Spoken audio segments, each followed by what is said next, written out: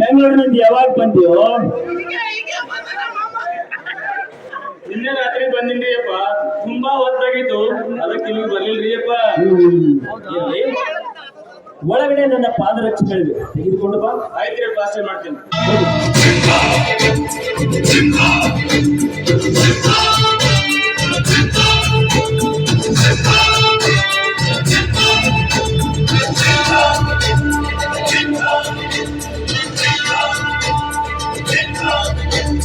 ಹುಡುಗುಡುಗುವ ಹುಡುಗಿನನು ಎದೆಗೊಂಡದೆ ಆರ್ಭಟಿಸಿದೆ. ಸಿಡಿ ಸಿಡಿಯುವ ಸಿಡಿಲಿನನು ಅಂಜದೆಯೇ ಭಕ್ಷಿಸಿದೆ.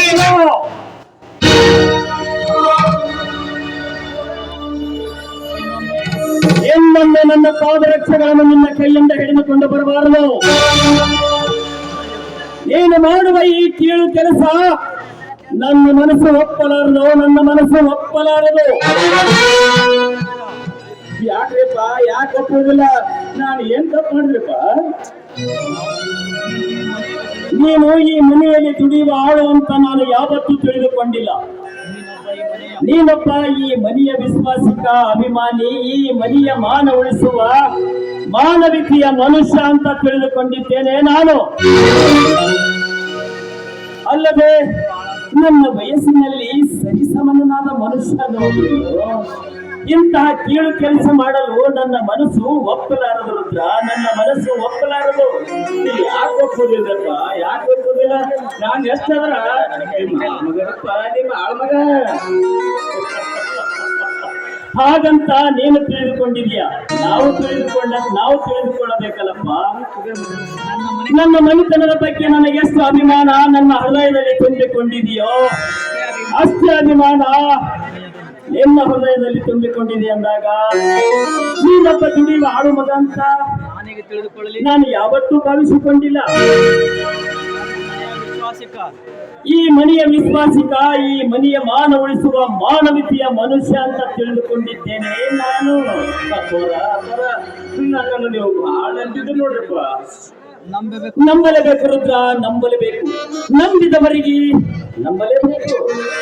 ಎಷ್ಟು ಸಾಕಿರ್ತಾರಲ್ಲ, ನಮ್ಮ ಜೀವ ಇರೋ ತನಕ ನಾವು ನೀವು ಕೂಡಿಕೊಂಡು ಸ್ವರ್ಗದಾಗ ಕಾಲು ಕಳೆದು ನಂಬಿಕೆಯಿಂದ ಬದುಕೋದಿದ್ರಾಯ್ತ್ರಿ ಅಪ್ಪ.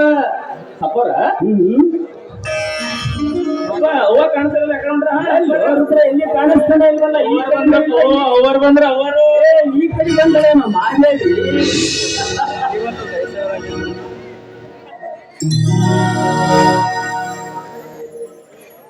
ರುದ್ರ, ಬೆಂಗಳೂರಿಂದ ಯಾವಾಗ ಬಂದ್ಯಪ್ಪ?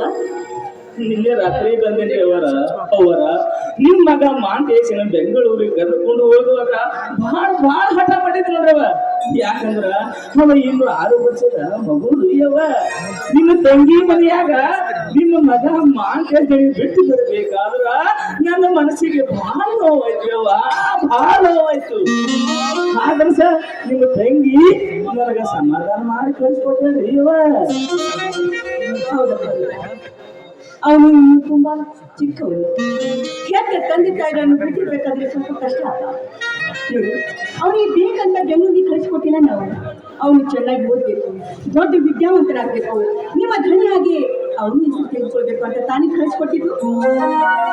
ಖಂಡಿತವಾಗಿ ಒಂದು ದೊಡ್ಡ ವಿದ್ಯಾವಂತನಾಗ್ತದ್ರಿ ಅವರ ನಮ್ ದೊಡ್ಡ ದಣಿರಂಗ ನಮ್ ಚಿಕ್ಕದೇನು ಸುತ್ತ 40 ಹಳ್ಳಿಯಾಗ ಹೆಸರು ಗಳಿಸ್ತಂದ್ರಿ ಅವರ.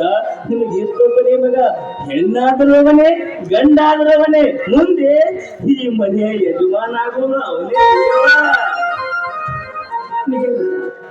ನನಗಿನ 10 ಮಕ್ಕಳಿಲ್ಲಪ್ಪ.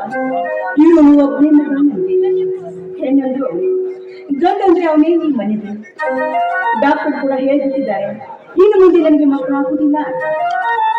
ಆ ನನ್ನ ಮಗನನ್ನು ಪಡೆಯಬೇಕಂದ್ರೆ ನಾನು ತುಂಬಾ ಕಷ್ಟಪಟ್ಟಿದ್ದೆ. ಊರ ದೇವರಿಗೆ ತುಂಬ ಅಭಿಷೇಕ ಮಾಡಿದ್ವಿ ದಿನ. 9 ತಿಂಗಳು 9 ಊಟ ಮಾಡ್ತೀನಪ್ಪ ನಾನು. 100 ಮೈಲಿ ಬರೀ ಗಾಲಿನಿಂದ ಪಾದಯಾತ್ರೆ ಮಾಡಿದ್ವಿ ನಾವು. ಹರಕೆಯಿಂದ ಹೆತ್ತ ಮಗ ನನ್ನ ಮಗ, ಹರಕೆಯಿಂದ ಹೆತ್ತ ಮಗಪ್ಪ ನನ್ನ ಮಗ. ಮಹಾದೇವಿ, ನೀನು ಮಗನನ್ನು ಏ ಮಹಾದೇವಿ, ನಿನ್ನ ಮಗನನ್ನು ಹಡಿಬೇಕಾದ್ರೆ ನಿನ್ನ ಒಬ್ಬಳೆ ಹರಿಕೆ ಹೊತ್ತಿಲ್ಲ, ನಿನ್ನ ಮಗನಿಗೋಸ್ಕರ ರುದ್ರನ ಕೂಡ ಹರಿಕೆ ಹೊತ್ತಿದ್ದಾನೆ. ಹೌದಾ? ಆ, ಹೌದು ಮಾದೇವಿ, ಹೌದು. ನಿನ್ನ ಹೊಟ್ಟೆಯಿಂದ ಒಂದು ಗಂಡು ಮಗು ಹುಟ್ಟಿದರೆ ಊರಲ್ಲಿರುವ ಎಲ್ಲಾ ದೇವರುಗಳಿಗೆ ತುಪ್ಪದ ಅಭಿಷೇಕ ಮಾಡಿಸ್ತೀನಿ ಅಂತ ಹರಿಕೆ ಹೊತ್ತಿದ್ದಾನೆ ನಿನ್ನ ರುದ್ರ. ಮಾದೇವಿ, ಅವನು ಸಣ್ಣವನಾಗಿ ನಮ್ಮ ಮನೆಯಲ್ಲಿ ದುಡಿದರು, ನಮ್ಮ ಮನೆತನದ ಮೇಲೆ ದೊಡ್ಡ ಅಭಿಮಾನವನ್ನು ಇಟ್ಟಿದ್ದಾನೆ ನಮ್ಮ ರುದ್ರ. ಮಾದೇವಿ, ರುದ್ರ, ವಯಸ್ಸಿನಲ್ಲಿ ನನಗಿಂತಲೂ ಸಣ್ಣವನು ನೀನು, ನೀತಿಯಲ್ಲಿ ನನಗಿಂತಲೂ ತುಂಬಾ ದೊಡ್ಡವನಾಗ್ಬಿಟ್ಟಿಯಪ್ಪ, ತುಂಬಾ ದೊಡ್ಡವನಾಗ್ಬಿಟ್ಟೆ ನೀನು. ಇಂದಿನ ಸಮಾಜದಲ್ಲಿ ತಮಗಾಗಿ ದೇವರ ಹತ್ರ ಹರಕೆ ಬಿಡ್ಕೋತಾರೆ. ನಿನಗೂ ಮದುವೆ ಆಗಿದೆ, ನಿನಗೂ ಮಕ್ಕಳಾಗ್ಲಿಲ್ಲ, ನಿನ್ನ ಬಗ್ಗೆ ಆ ದೇವರಲ್ಲಿ ಹರಕೆ ಬಿಡೋದು ಬಿಟ್ಟು ನಮ್ಗೆ ಮಕ್ಕಳಾಗಲಿ ಅಂತ ಆ ದೇವರಲ್ಲಿ ಹರಕೆ ಬಿಡ್ಕೊಂಡಿದೀಯಾ? ಹಾ ರುದ್ರ, ಇನ್ನೊಂದು ಮಾತು ಹೇಳ್ತೀನಿ ಕೇಳು. ನಾನು ಕೂಡ ಇವತ್ತಿನಿಂದ ದೇವರಲ್ಲಿ ಹರಕೆ ಬಿಡ್ಕೋತೀನಿ, ನಿನಗೆ ಆದಷ್ಟು ಬೇಗ ನಿಮ್ಮ ಮಕ್ಕಳಾಗ್ಲಿ ಅಂತ. ಅಪ್ಪರ ಮಾತಿನಾಗ ವಿಷಯನ ಹೇಳಿದೆ ಮರ್ತು ಬಿಟ್ಟಿದ್ರಿಯಪ್ಪ. ಯಪ್ಪ, ಈಗ ನನ್ನ ಹೆಂಡತಿ ನನ್ನ ಹೆಂಡತಿನಿಗ ಗರ್ಭವತಿರಿಯಪ್ಪ. ಅಡಿಯಾಕಂತ ಅವ್ರ ಮನೆಗೆ ಹೋಗ್ಯಾರಿಯಪ್ಪ. ನಾನು ಇವತ್ತು ನನ್ನ ಹೆಂಡತಿಯವ್ರಿಗೆ ಹೊಂಟಿಲ್ರಿ. ಹೋಗ್ತೀಯಪ್ಪ, ಹೋಗ್ತಿ. ಹೋಗ್ಲಾರ್ದೆ ಏನ್ ಮಾಡ್ತೀಯೋ ಹುಚ್ಚ? ಏ ಹುಚ್ಚ ರುದ್ರ, ಈ ವಿಷಯ ನಮಗೆ ಮೊದಲೇ ಯಾಕೆ ಹೇಳಬಾರದು? ನಾವಿಬ್ಬರು ಗಂಡ ಹೆಂಡತಿ ನಿನ್ನ ಮನೆಗೆ ಬಂದು ಶ್ರೀಮಂತ ಕಾರ್ಯ ನೆರವೇರಿಸಿಕೊಡ್ತಿದ್ದವ ಹುಚ್ಚಪ್ಪ. ತಿಳಿಸ್ಬೇಕಿದ್ರಿಪ್ಪ, ದೊಡ್ಡವ್ರಿಗೆ ಹೆಂಗ್ ತಿಳಿಸಲಂತಿ ಅದಕ್ಕೆ ತಿಳಿಸ್ಲಿಲ್ರಿ ಅಪ್ಪ. ಏ ಹುಚ್ಚ, ಎಂತ ಹುಚ್ಚದ ನೀನು? ಬಿಚ್ಚು ಮನಸ್ಸು ಇದ್ದವರ ಮುಂದೆ ಯಾವತ್ತೂ ಮುಚ್ಚಿಡಬಾರದು, ಮೆಚ್ಚಿಕೊಳ್ಳುವಂತ ಮಾತಿಗೆ ಯಾವತ್ತೂ ನಾಚಿಕೊಳ್ಳಬಾರದು.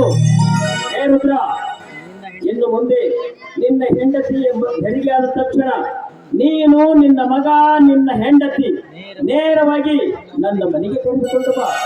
ನಿನ್ನ ಮಗನ ಕೊರಳಲ್ಲಿ ಚಿನ್ನದ ಸರ ಹಾಕಿ ಕಳಿಸ್ತೀನೋ, ಚಿನ್ನದ ಸರ ಹಾಕಿ ಕಳಿಸ್ತೀನಿ. ಯಾಕ್ರಿ ಯಾಕ್ರಿ ಹಾಗೆ ಹೇಳ್ತೀರ ನೀವು? ಹಾ? ರುದ್ರ, ಹಾಗೆ ನಿಲ್ಲ ನೋಡು, ನಿನಗೆ ಹೆಣ್ಣು ಹುಟ್ಟಿದ್ರು ಕೂಡ ಮನೆ ಕರ್ಕೊಂಡು ಬಾ, ನಾನು ನನ್ನ ಕೈಯಾರೆ ಪಕ್ಕ ಹಾಕ್ತೀನಿ. ಮಹಾದೇವಿ, ಬಂದಿರಿ ನೀವು?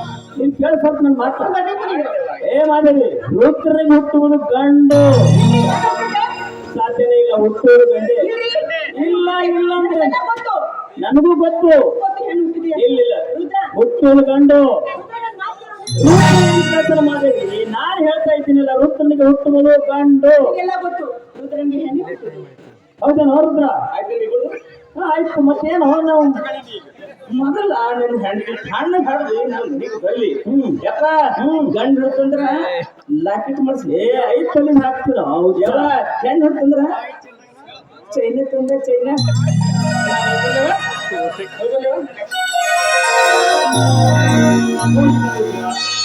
ಆ ನಮ್ಮ ಹಣವಂದೇವರು ಮತ್ತು ನಮ್ಮ ಶರಣ ಬಸವೇಶ್ವರನಿಗೆ ಒಳ್ಳೆಯದು ಮಾಡಲಿ. ಈಗಿದ್ರೆ ಸಾಕಪ್ಪ. ಸಾಕು ನಮ್ಗೆ.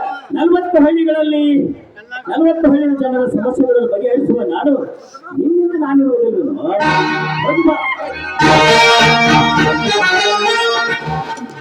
ಮಹಾದೇವಿ, ರುದ್ರ ಮುತ್ತಿನಂತ ಮನುಷ್ಯನವರು. ಹೌದು ರೀ, ರುದ್ರ ಮುತ್ತಿನಂತ ಮನುಷ್ಯ, ನೀವು ಬಂಗಾರದಂತ ಮನುಷ್ಯ.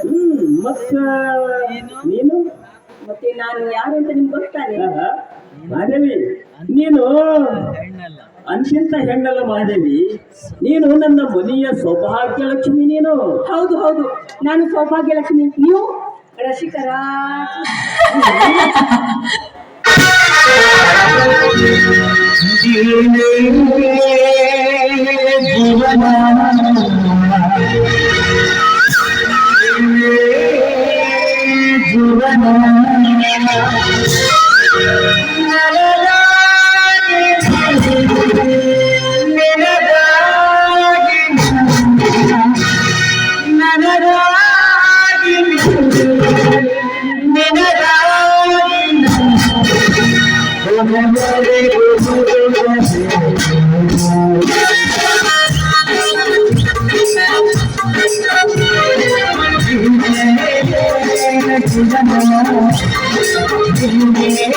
Thank you.